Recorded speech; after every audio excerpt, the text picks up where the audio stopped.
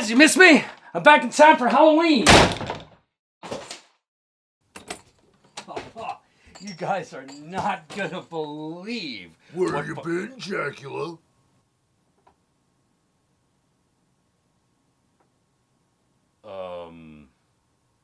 Planet Dracula? And what were you doing there? Space vampire stuff. Although, in all honesty, I was mainly tending to the slut pits. Oh!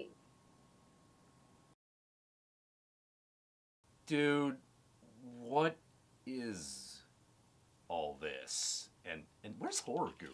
You were gone a long time, Jack. Yeah?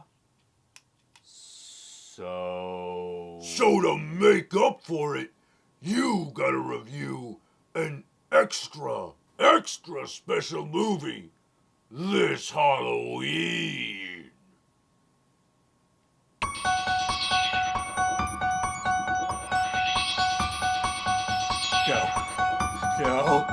No.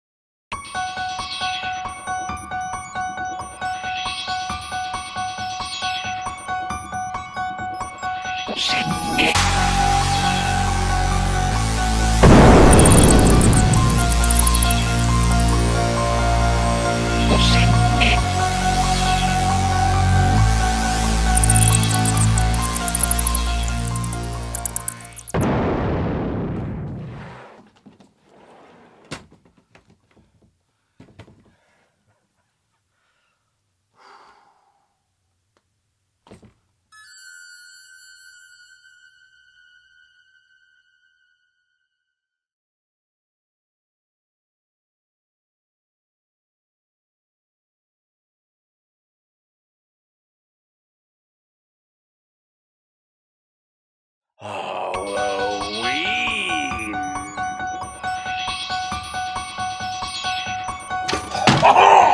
Oh, wait! God damn it!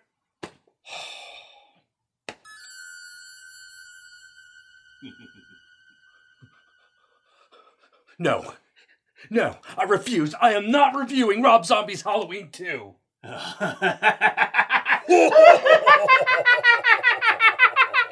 Oh, but Jack! You already are.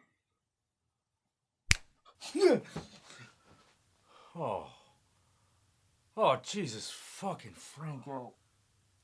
This is the worst dream.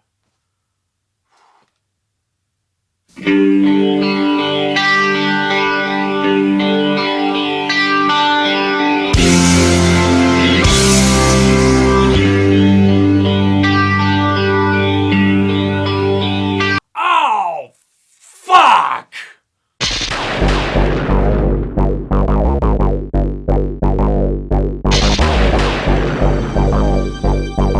Want to see something really scary? Sometimes that is better. I like you.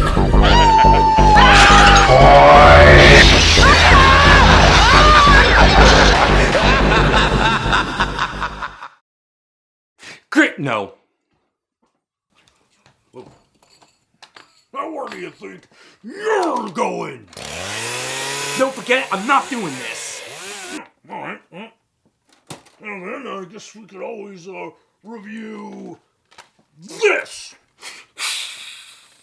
Yeah! That Nosferatu!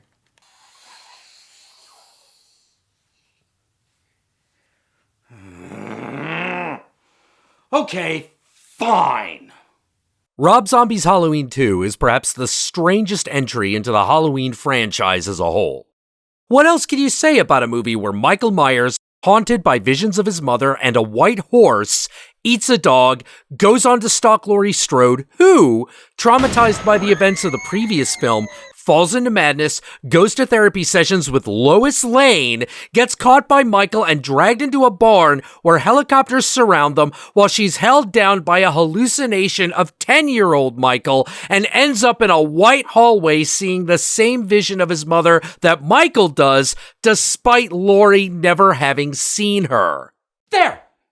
That's the movie in a nutshell. That's the fucking movie. And yet, that's not the movie. Like, at all. So if you think Rob Zombie's Halloween 2 is definitively bad, You're wrong. You're just wrong. 'Cause it's just not that simple. perhaps the most critical thing to remember about Halloween 2 to understand what's going on is how Rob Zombie conceived the first movie. You see, for the first remake, Rob Zombie wanted to make a movie that was basically Michael Myers' Portrait of a Serial Killer with a classic rock twist. He wanted to do a part prequel, part remake, but as a result, Rob Zombie's Halloween is basically two halves of two separate movies mashed together with some pretty shit results. So in my opinion, Rob Zombie's original Halloween remake, it's not bad so much as a case of going ass to mouth. Either one's okay on its own, but it's gonna taste like shit if you do it in the wrong way. Well, enough about that one. It's time for us to get strapped into our straitjackets. And don't forget to take your crazy pills, Fright Nights and Monster Girls, because we're about to fucking watch Rob Zombie's Halloween 2. Oh.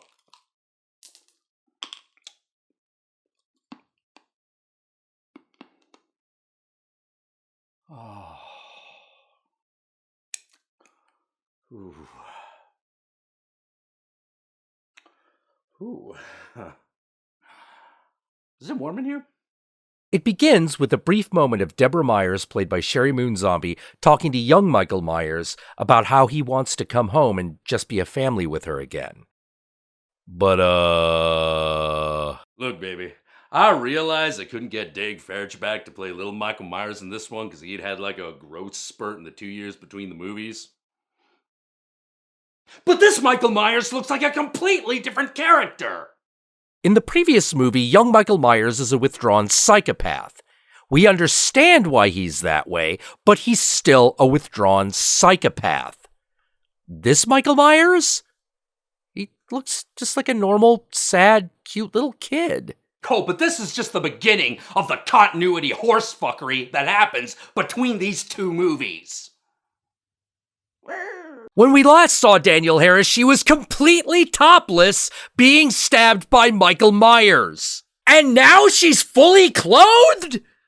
What, did they put her clothes back on after the ambulance arrived?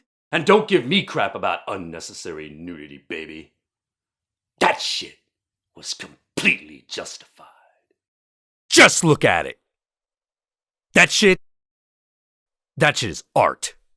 Meanwhile, Michael Myers is being transported to the morgue after having been killed. Yeah. Killed. Yeah, that's right. By Laurie in the previous movie. We haven't learned our lesson after, 8 movies now?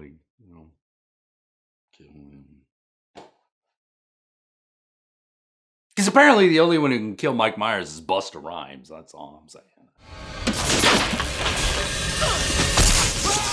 Hey, Mikey! Happy fucking Halloween! But there's an accident, and he escapes. Whoa! Looks like Sherry Moon Zombie is planning on riding into this movie on a horse with no name. This white horse is the true source of Halloween 2's infamy. This single element is so weird and out of place, it begs for examination. So what is the white horse about? Well, the movie opens up with a text screen describing it. White horse, linked to instinct, the drive of the physical body to release powerful and emotional forces. Get it? By the way, I can find no reference to this The Subconscious Psychosis of Dreams book being real, so, yeah, I'm calling pure bullshit. Now, the next part of the film is where it looks like it's going to be a straight-up remake of the original Halloween 2. Michael is chasing Laurie Strode through a hospital, and like any good Halloween movie, he creates a weird haunted house scene for someone to stumble into. Oh wait, what? You never noticed that? Yeah! In the original 2 Halloween movies, Michael Myers always sets up a haunted house scene. In the first one, he puts a tombstone of his sister on the bed, and in the second one, he sets up that Sam Hain bit in the classroom. And in this movie, he makes this pit of bodies for Laurie to fall into. Say what you will about Rob Zombie, he understands the Halloween movies inside and out. Even this weird scene that happens later where Michael Myers eats a dog? That comes right out of the original Halloween. You just forgot about it. What is that? It's a dog.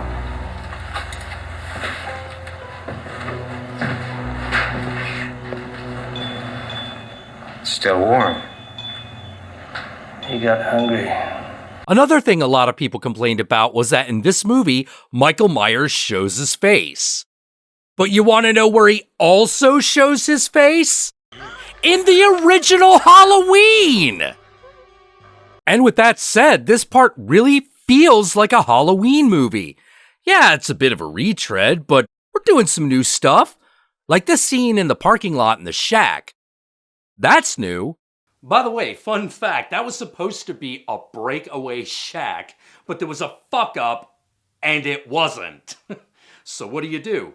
Well, if you're Tyler Mane, you break it anyway! I'm gonna wreck it! Oh, I had that dream where I was reviewing Rob Zombie's Halloween 2 again.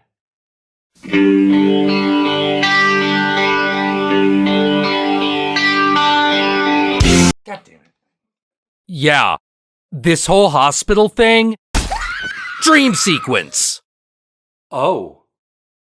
I guess that's why Daniel Harris wasn't naked in that scene either, because Laurie probably wouldn't have imagined her best friend naked. It wasn't an error. It was a tip-off. It's meant to... It's on purpose. That's the way it's supposed to be.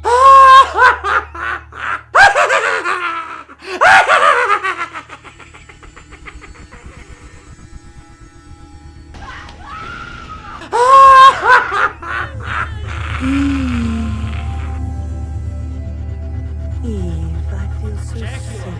My mind's going. Hey, Jackula! Hey, asshole with the long hair and the shitty costume! Wait, are you talking to him or us? Wow, the movie's lack of nudity really messed with your brain. How you feeling? What's going on? Where am I? What's he doing? You were about to tell us how Rob Zombie completely changed the Laurie and Michael that we know. Laurie is now a damaged bagel rapist, and Michael looks like something Rob Zombie would evolve into if he were a Pokemon. Oh, yeah. One of the problems a lot of people had with the remakes is that the character of Michael Myers and Laurie Strode are completely different. The original Myers works because he's vague yet distinct. He has an iconic look, but his true motives are unknowable. Because he is, as the original Dr. Loomis said, Purely and simply evil. And yet, despite that, Michael Myers is actually about something really specific. He's the embodiment of suburban America's total and irrational fear of Halloween. That's why in the original he goes from being a kid on one Halloween to a monster in a mask in another with no real explanation. Because uptight suburbanites have a fear that the holiday itself will turn their good suburban children into monsters that play cruel tricks for no reason. And they're a little bit right. You gotta remember that the way America celebrates Halloween is only about as old as the 50s. You see, on October 31st, it was traditional for kids to wild out and prank people. So in order to control them, trick-or-treating was created, making the Devil's Night into a far more family-friendly affair. But that darker aspect of the holiday never really goes away, does it? After all, being able to scare uptight adults and play pranks on them? That's the American dream! Or the Great American Nightmare. Laurie Strode, on the other hand, has the exact same problem as Michael Myers, except she's got it way worse. You see, unlike any of the final girls before her, like Sally Hardesty, who's a hippie, the original Jamie Lee Curtis Laurie Strode was the girl next door, the classic good girl, and her struggle against Myers became the template for all slasher movies going forward. So what's the problem with Rob Zombie's Laurie Strode? Nothing. Except for the fact that her name is Laurie Strode. Laurie Strode is not just a final girl, she's the final girl.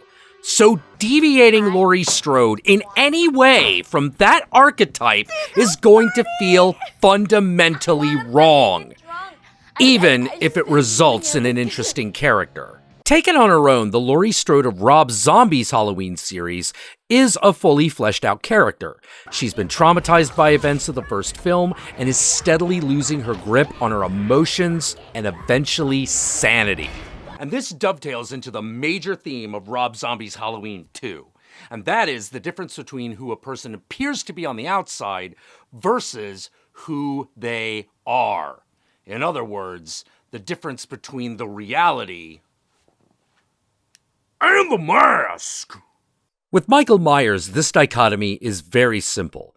There is a very obvious, literal difference between the Michael Myers everyone knows and his childlike emotional reality of just wanting to be reunited with his family. That's why it's so important that Myers takes off his own mask later on, because the mask is the barrier between the two.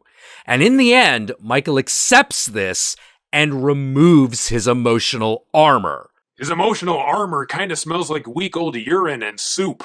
One could say Michael breaking through the shack wall is a literal breakthrough.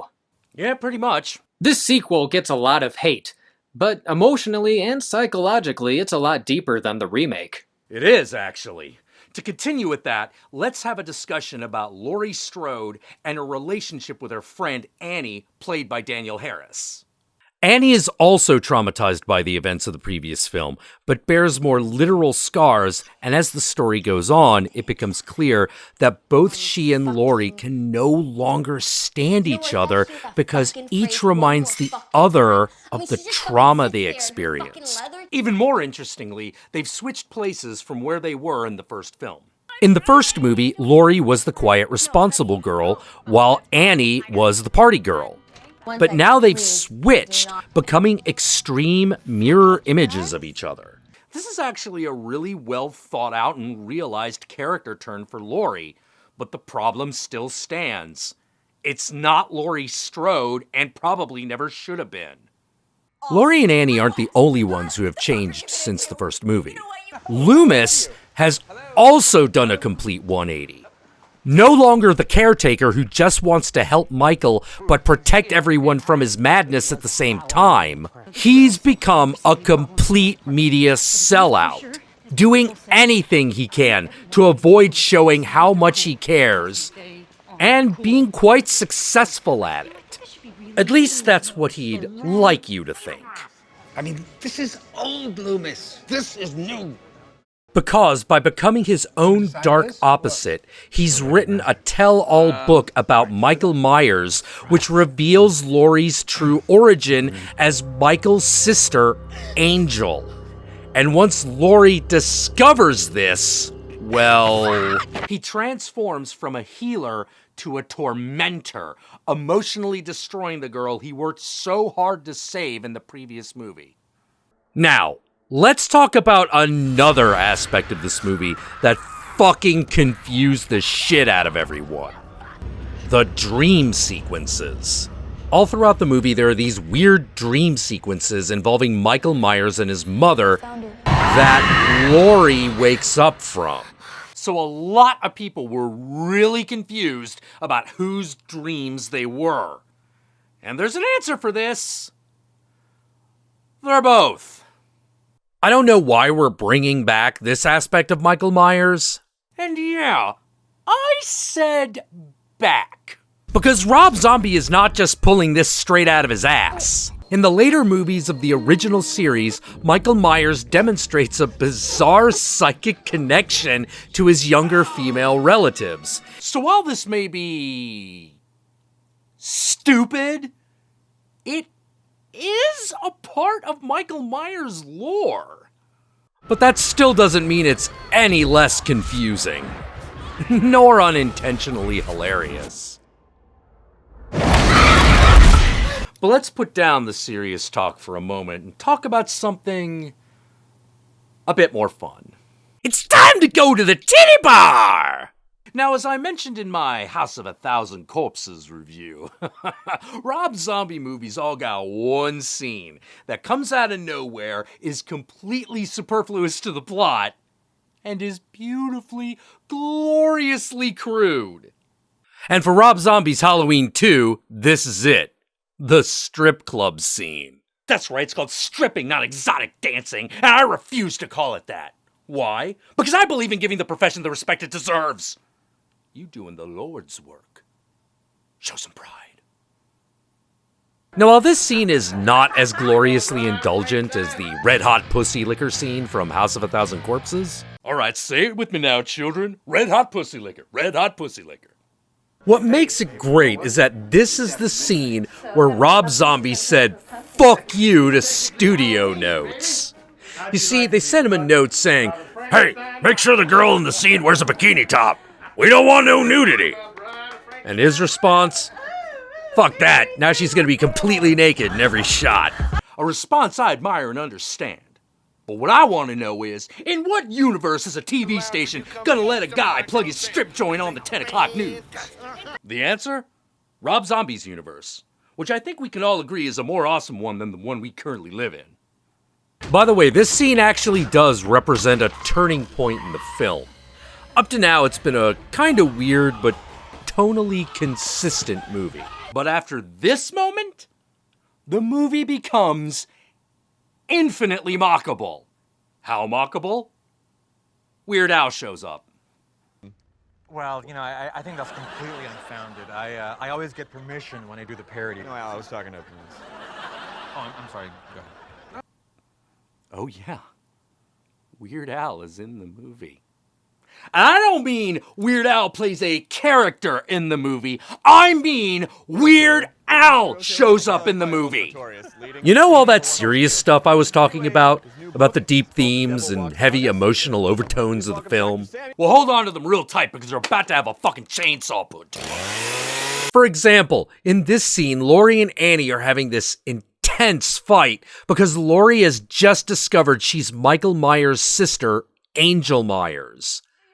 And this is immediately followed up like this. Angel! Laurie!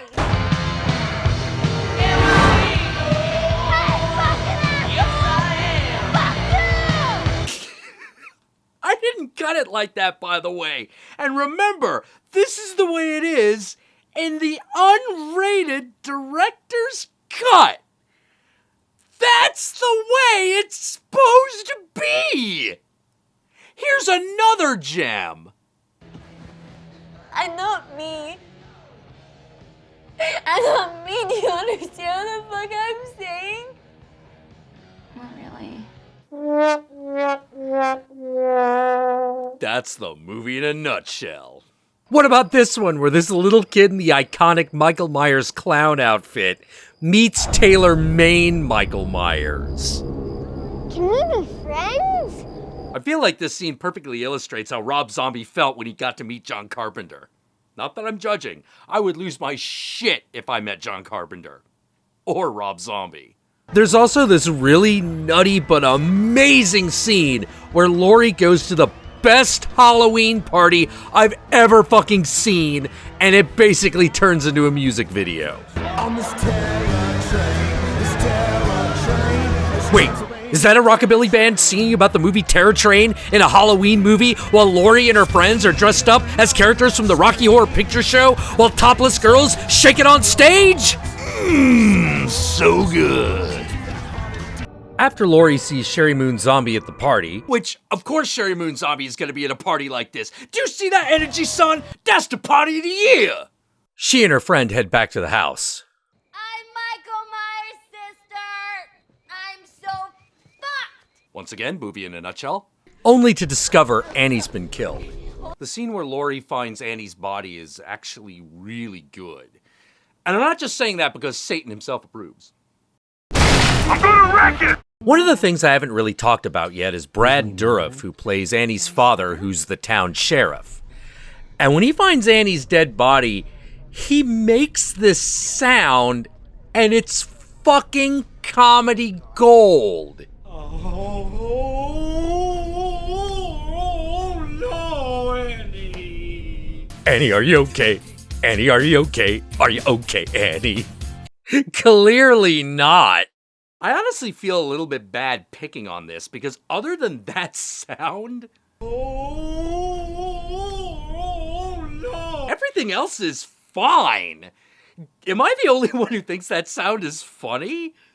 I ask because apparently I am that awful motherfucker who laughs while watching the movie Inside. Jeez, maybe I am pure evil.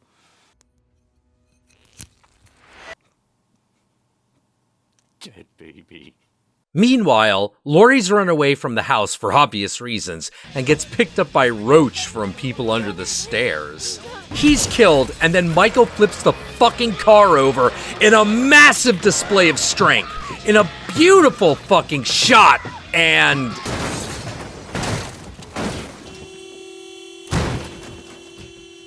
Nutshell, movie.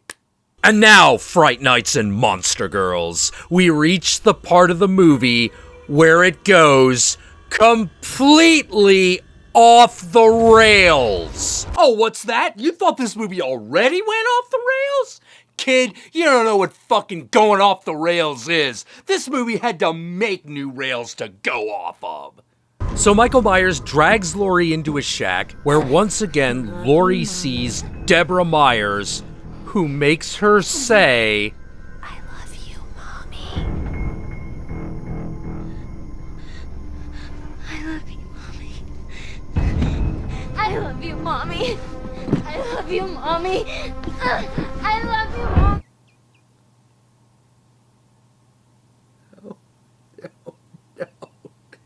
No, that didn't work. Then the barn fills with bright light coming from police helicopters. Loomis sees this happening on television, runs down to the scene, and goes into the shack, where he sees Laurie thrashing around, being held down by her hallucination of 10-year-old Michael Myers. Because remember, this is all in her mind. His mind, her mind, their mind. I don't fucking know. Then Deborah Myers says, "It is time." There's this pregnant silence, and then... This is the part where Michael Myers takes off his own mask, yells "die" at Loomis, and then gets shot down by the cops.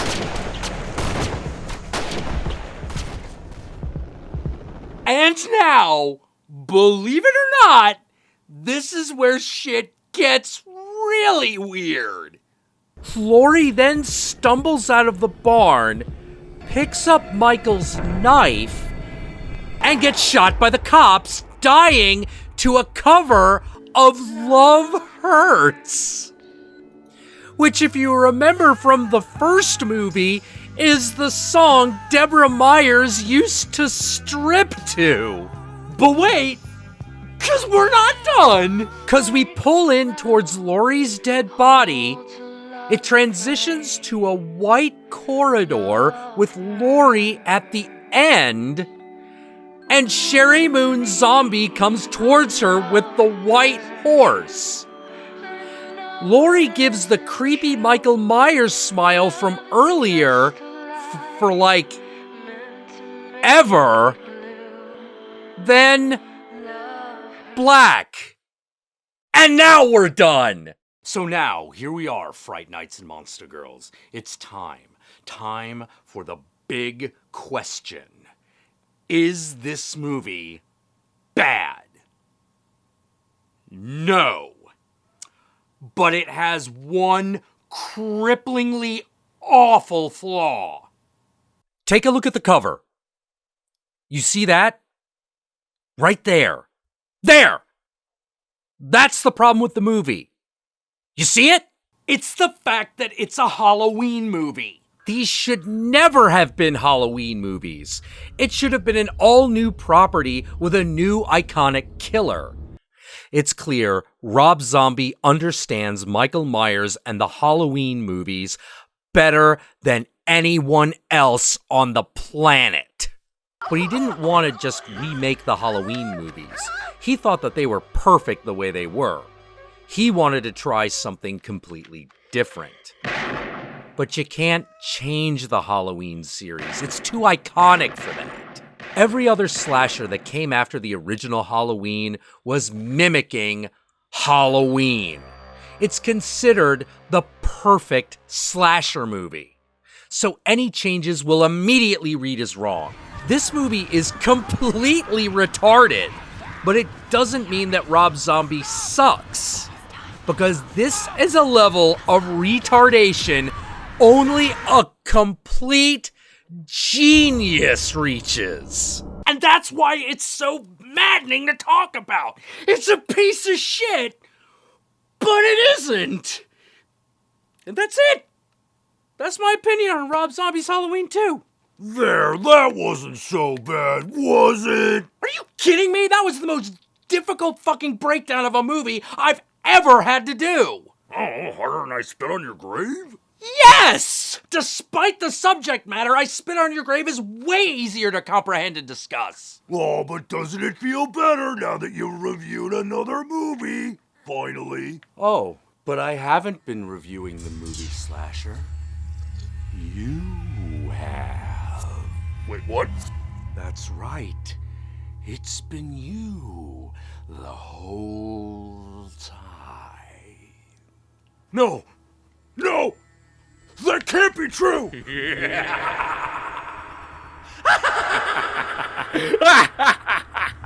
It's not! It's impossible! Get away from me!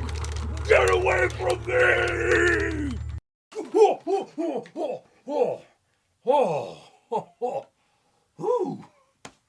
It was just a dream.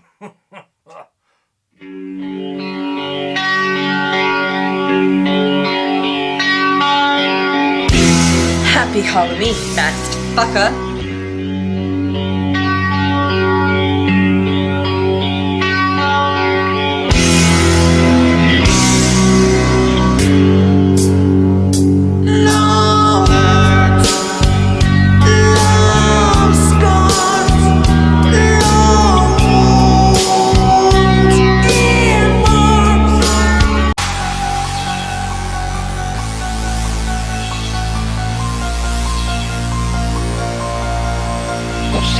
Thank you once again, Fright Nights and Monster Girls, for joining your old pal Count Jackula from the planet Dracula. Oh, geez, this Halloween special, not gonna lie, we've been working on it for a while. I'm just glad that, we're getting it out on a Halloween, but my Halloween ain't done. Whew. So, hey, glad you all came. If you want to help out, you know, we got that Patreon. Hey, couple bucks a month. You know, if you want to increase donation, yeah, go for it. You know, I'm not gonna say no. I guess say no to money. That'd be ridiculous. But more importantly, I want to wish you all a happy Halloween. Get out there, watch a movie, go to a party. get fucking stonking drunk, you know, engage in some massively inappropriate behavior. Because if you don't, yeah, I'm gonna be real disappointed. If you don't disappoint me, guys. Like, really, like, get out there.